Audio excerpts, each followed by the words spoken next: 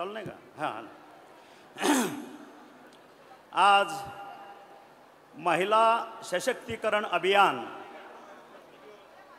आयोजित महाराष्ट्र शासन या निमित्तानं महाराष्ट्राची आराध्य देवता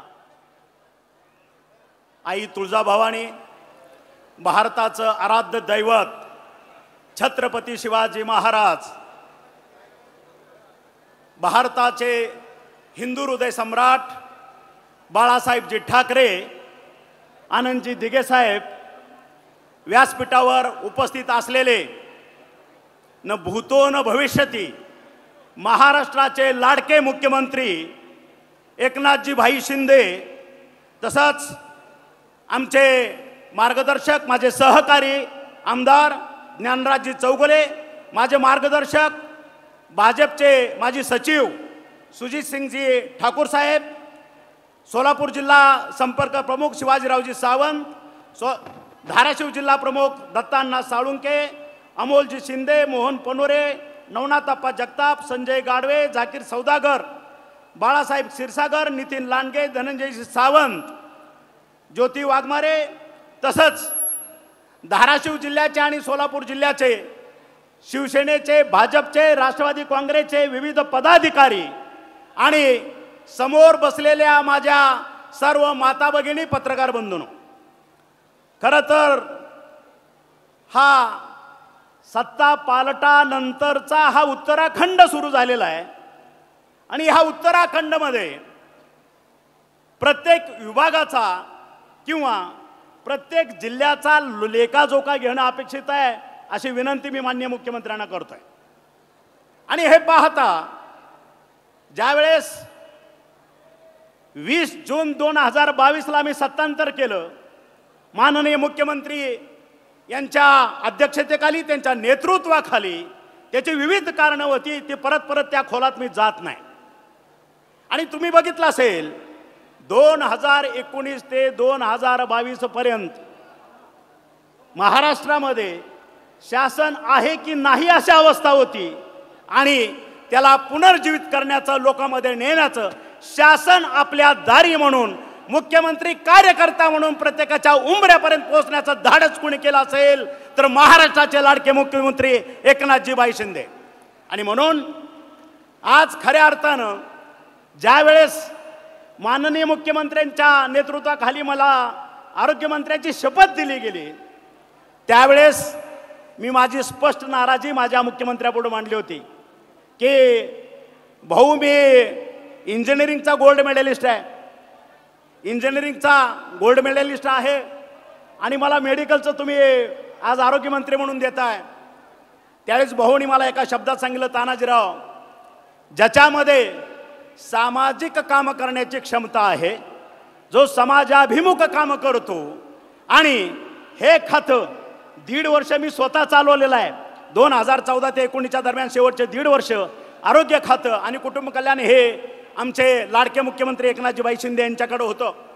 आणि ते म्हणले ह्या खात्यामध्ये जेवढी सेवा करल तेवढं कमी आहे, आणि म्हणून मी अगदी हट्टानं आणि हक्कानं तुम्हाला आदेशित करतोय, हे खातं तुम्ही चालवा, ह्या खात्याला चांगला न्याय आणि लोकांपर्यंत सेवा करण्याची संधी मी तुम्हाला उपलब्ध करून देतोय.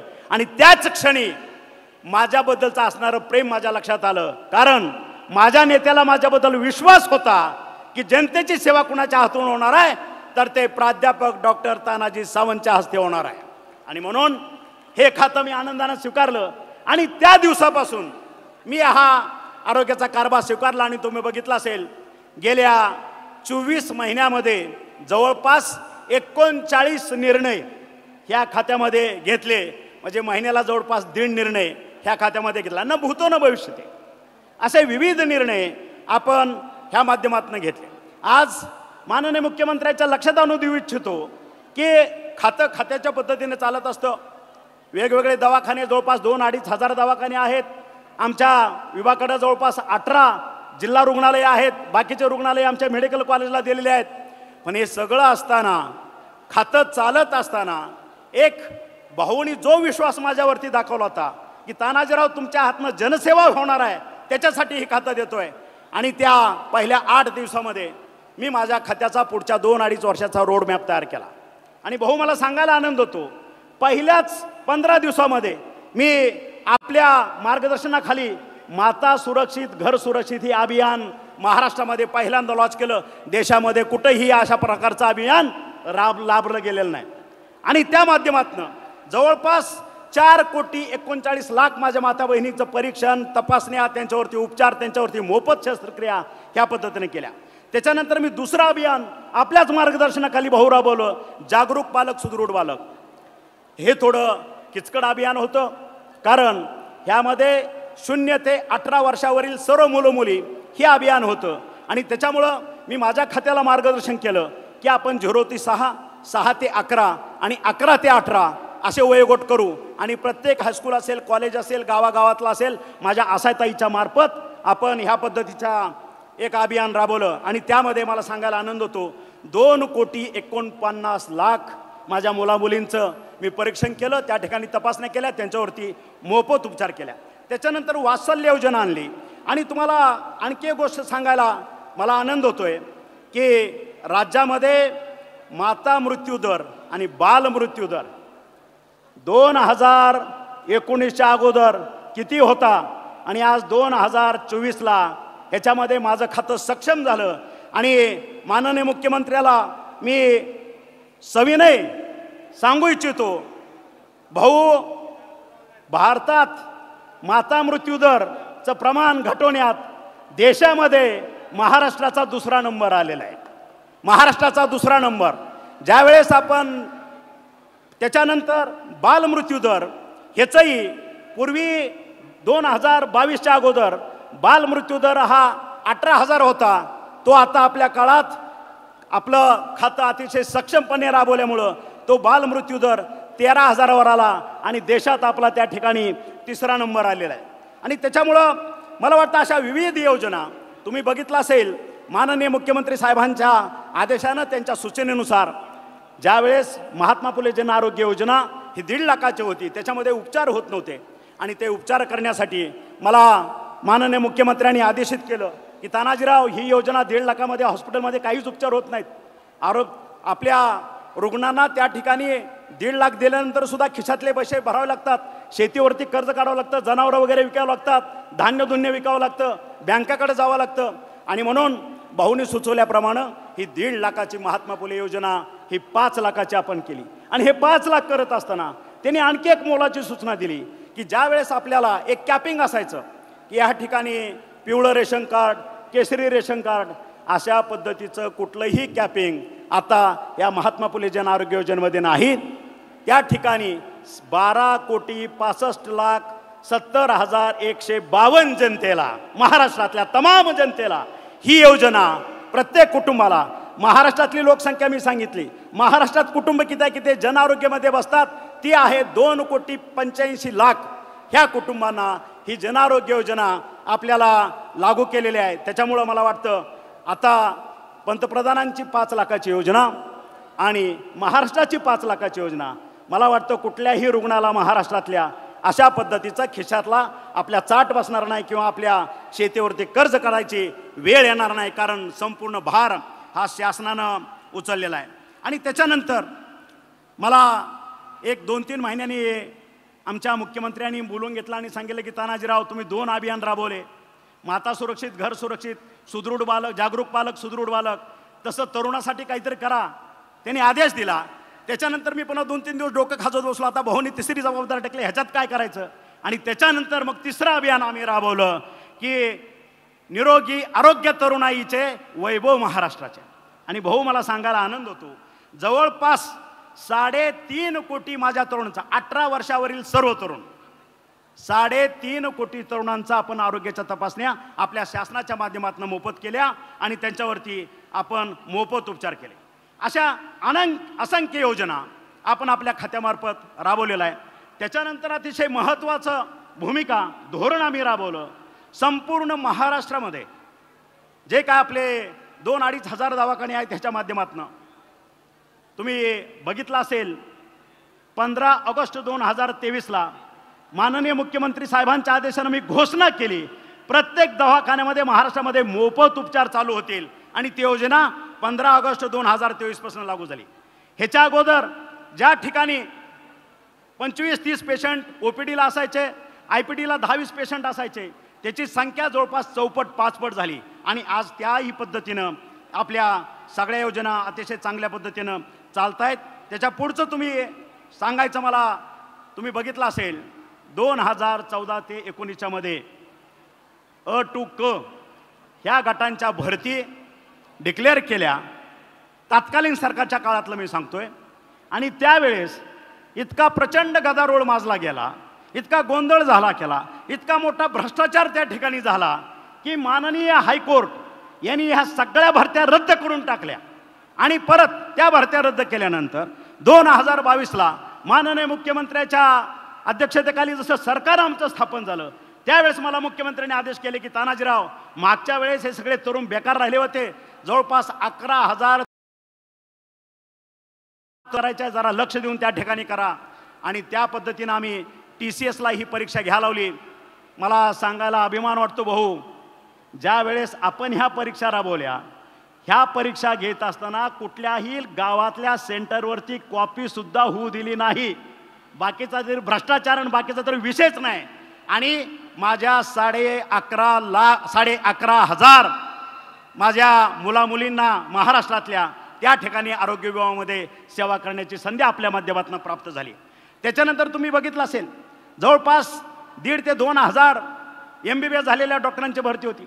MPSCतनं भरती परीक्षा झाल्या आणि त्यांच्या भरतीची पत्र माननीय मुख्यमंत्र्यांच्या हस्ते एका क्लिकवरती आम्ही कॅबिनेटमध्ये सगळ्यांच्या त्यांच्या ID वरती त्या ऑर्डर गेल्या आणि त्यांनी स्वतः त्या डाउनलोड करून घेतल्या।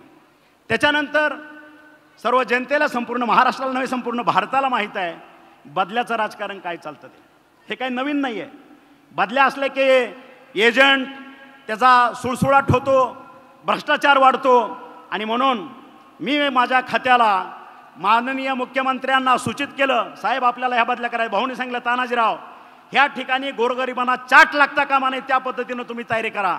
आणि भाऊंच्या आदेशाप्रमाणे त्या ठिकाणी मी एक ॲप तयार केलं आणि पहिल्यांदा महाराष्ट्राची निर्मिती झाल्यापासून 60 वर्षामध्ये असं कधीही घडलं नाही, जवळपास 10,000 माझ्या सर्व कर्मचाऱ्याच्या अ टू क गटाच्या फेसलेस ट्रान्सफर, कुणी कुणाला भेटायचं नाही, ऑनलाईन त्याला कुठं बदली पाहिजे त्यानं 5 प्रेफरन्स द्यायचे, स्वतःच ऑनलाईन करायचं, अर्ज करायचा, आणि एकदा अर्ज झाल्यानंतर 5 दिवसानं तिची कुठं बदली झाली त्याची ऑर्डर त्याच्या ID वरती जाणार, त्यानं ते डाउनलोड करायचे आणि त्या ठिकाणी खात्यात जाऊन व्हायचं। अशा पद्धतीचं धोरण आपण ह्या ठिकाणी अवलंबलं।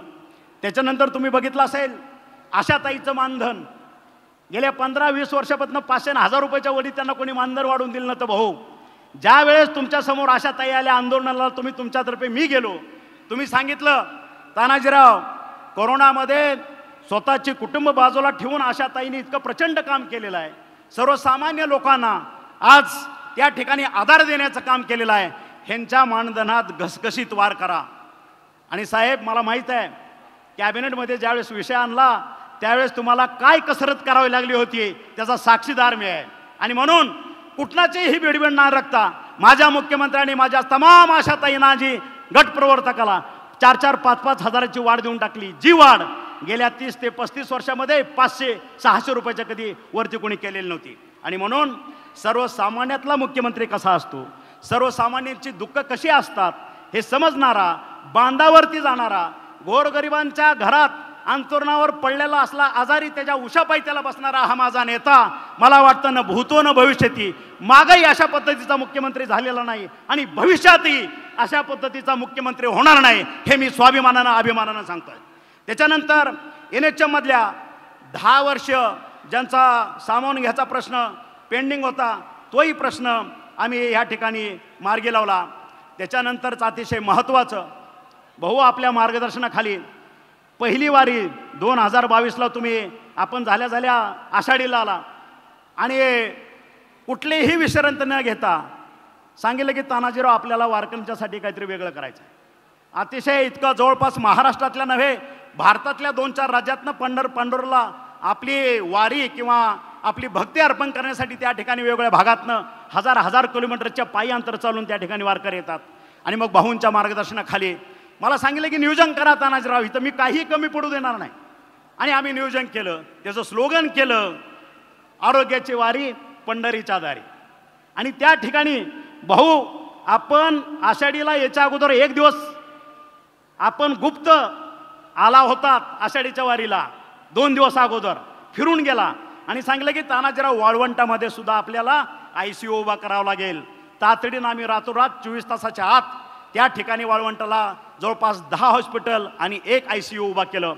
मागच्या वेळेस म्हणजे 2023चं सांगतोय, 2023ला ज्या ठिकाणी वारीनं प्रस्थान ठेवलं तिथून पंढरपूरपर्यंत आणि पंढरपूरमध्ये जवळपास 11.5 लाख माझ्या वारकऱ्याच्या मोफत तपासण्या आणि त्या ठिकाणी उपचार केले. आणि मला सांगायला अभिमान वाटतो, माझ्या महाराष्ट्राचं नाव, माझ्या खात्याचं नाव गिनीज बुक ऑफ वर्ल्ड रेकॉर्डमध्ये नोंदलं गेलं. आणि त्याचं सर्टिफिकेटही माननीय मुख्यमंत्र्यांना मी ते अर्पण केलं.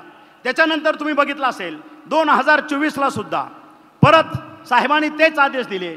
त्यावेळेस मात्र आम्ही अतिशय चांगल्या पद्धतीनं योजना केली आणि ह्या वेळेस जवळपास 15,47,744 एवढ्या वारकऱ्यांच्या आम्ही तपासण्या, मोफत तपासण्या केल्या, त्यांच्यावरती उपचार केले. परत वाळवंटामध्ये ICU उभा केलं. ज्या वारकऱ्यांना हार्ट अटॅक आला होता नामदेव पायरीच्या जवळ, असे 154 वारकऱ्याचं आपण प्राण वाचवलं. आणि दिंडीत जवळपास 2000 वारकऱ्यांच्या जीवावर बेतलेले सगळे उपचार त्या ठिकाणी केलं आणि त्यांच्या घरी आम्ही त्यांना सुखरूप नेऊन पोहोचवलं. त्याच्यामुळं मला वाटतं ह्या ठिकाणी आरोग्याच्या बाबतीत भाऊ माझं प्रगती पुस्तक आपल्याकडे आहे. मागं 40 वर्षात आरोग्यामध्ये कुणी कसं काम केलं ह्याचा लेखाजोखा तुमच्याकडे आहे. आणि गेल्या 2 वर्षात मी कशा पद्धतीनं आपल्या मार्गदर्शनानं काम केलं ह्याचंही प्रगती पुस्तक आपल्याकडे आहे. मला वाटतं त्याप्रमाणे मला ग्रेडिंग द्यावी आणि माझ्या पाठीवरती थाप मारावी एवढी माझं नम्र विनंती तुम्हाला करतो. हा एक भाग झाला. राहिला विषय धाराशिवचा, धाराशिव जिल्ह्याचा, भूमपरांडा वाशीचा मतदारसंघाचा. भाऊ गेले 30-40 वर्ष ही घराणी सत्तेत होती. आम्ही आमच्या हक्काचं 22 TMC पाणी आणू, आमच्या हक्काचं 23 TMC पाणी आणू. आणि जसं विधानसभेचे इलेक्शन पुढे यायचे त्यावेळेस ठाकूर साहेब साक्षीदार आहेत त्याचे, त्यावेळेस फ्लेक्सवरती कॅनॉल, फ्लेक्सवरती पोकलँड आणि त्याचा नारळ फोडला की लोकांनी त्यांना मतदान देऊन टाकायचं. पण भाऊ आपल्या मार्गदर्शनाखाली जसा उठाव झाला त्यावेळेस ह्या धाराशिव जिल्ह्याला न्याय देण्याचं काम पहिल्या माझ्या 2 लाडक्या मंत्र्यांनी केलं. एक माझे मुख्यमंत्री एकनाथजीभाई शिंदे आणि दुसरे माझे लाडके उपमुख्यमंत्री देवेंद्रजीभाई फडणवीस. 2च मंत्री होते सुरुवातीला. पहिल्याच कॅबिनेटमध्ये जवळपास 11,500 कोटीचा निधी धाराशिव जिल्ह्याचा दुष्काळ समाप्त करण्यासाठी वर्ग केला. त्याबद्दल तमाम धाराशिवकरांच्या वतीनं मी माझे मुख्यमंत्री एकनाथजीभाई शिंदे आणि उपमुख्यमंत्री देवेंद्रजीभाई फडणवीस यांचं अभिनंदन करतो, त्यांचा धन्यवाद देतो. आणि आज जे निधी आपण दिला, ज्या वेळेस वेळोवेळी आपण बैठका घेतल्या, आज त्याचं फलित काय तर त्या बोगद्याचं जेऊरपासून तो मिरघवानपर्यंत 28 किलोमीटर बोगद्याचं काम आज पूर्ण होत आलेलं आहे. 95 ते 98% काम पूर्ण झालेलं आहे. त्या ठिकाणी साठवण विहिरीचं काम चाललंय, फाउंडेशनचं काम चाललंय. त्या ठिकाणी 2500 HP 7 मोटर बसणार आहेत आणि फक्त 500 मीटर पाणी लिफ्ट करून ते आपल्या कोळगावच्या बॅकवॉटरमध्ये पडणार आहे. भाऊ परत एकदा नम्र विनंती करतो, आज 98% काम पूर्ण झालेलं आहे पाणीचं. आमचं स्वप्न आहे, धाराशिवकरांचं गेल्या 30 वर्षापासूनचं स्वप्न आहे, त्याला फक्त ह्या लोकांनी कोपराला गुळ लावायचा प्रयत्न केला. आज परत एकदा कळकळीची नम्र विनंती तुम्हाला करतोय, 98% काम आहे. पुढच्या 10 दिवसामध्ये सर्व जलसंपदा अधिकारी, आपण आमचे लाडके जलसंपदा मंत्री देवेंद्रजी फडणवीस आणि आम्ही ह्या भागातले सर्व आमदार यांची बैठक लावा. हे पाणी आपल्या मार्गदर्शनाखाली गुढी पाडव्याला माझ्या कोळगावमध्ये पडलंच पाहिजे, हे आग्रहाची विनंती आपल्याला करतोय. बस एवढीच माझी मागणी आहे, ह्याच्यापेक्षा माझी कुठलीच मागणी नाही. माझ्या तमाम धाराशिवकरांच्या वतीनं ही अतिशय म्हणजे ज्यांनी आज जवळपास 18 ते 20 लाख माझ्या धाराशिवचं मतदान आहे. गेल्या 30 वर्षापासून घरटी 1-2 मुलं कोरडवाहू जमिनी असल्यामुळं जगायला मुंबई, ठाणे, पुणे ह्या ठिकाणी जातात आणि ती अवकळा कुठंतरी घालवायचं काम, ते सत्कर्म आपल्या हाती येणार आहे आणि आपल्याला त्याचं पुण्य मिळणार आहे. म्हणून येत्या 15 दिवसामध्ये मला वाटतं तुम्ही माझी विनंती आपल्या ह्याच्यातनं मान्य कराल. मीटिंग लावा. गुढीपाडव्याला हा उजनीतला 60 टीएमसी पाण्याचा पहिला थेंब माझ्या कोळगावमध्ये पडला पाहिजे एवढं नम्र विनंती करतो. तसंच गेल्या 35-40 वर्षामध्ये हा परांडा शहर तुम्ही बघितलं असेल, परांडा भूम परांडावासी. भाऊ खेदानं सांगा असं वाटतंय शिवाजी महाराजांचा पुतळा ह्या ठिकाणी नाहीये. खेदानं सांगावं असं वाटतंय. आज आम्ही त्या सोनारीच्या चौकामध्ये करमाळा फाटा आणि सोनारीकडचा जो त्या चौकामध्ये मला ह्या ठिकाणी शिवाजी महाराजांचा पुतळा उभा करण्यासाठी आपल्या मार्गदर्शनाखाली परमिशन द्यावी, परवानगी मिळावी हेही आपल्याला नम्र विनंती करतो. आपल्या वेगवेगळ्या लाडक्या बहिणीच्या योजना आणल्या आहेत, 1 रुपया पीक विमाच्या योजना आणल्या आहेत, NDRFच्या माध्यमातून शेतकऱ्याला आपण मदत करतोय. आज मुलींना मोफत शिक्षणाच्या योजना आणल्या आहेत, त्याचा उपभोग आपण स्वतः करावा एवढंच मी आपल्याला विनंती करतो आणि मी माझे 2 शब्द संपवतो. जय हिंद, जय महाराष्ट्र. मनपूर्वक धन्यवाद. यानंतर हिंदू हृदय सम्राट स्वर्गीय बाळासाहेब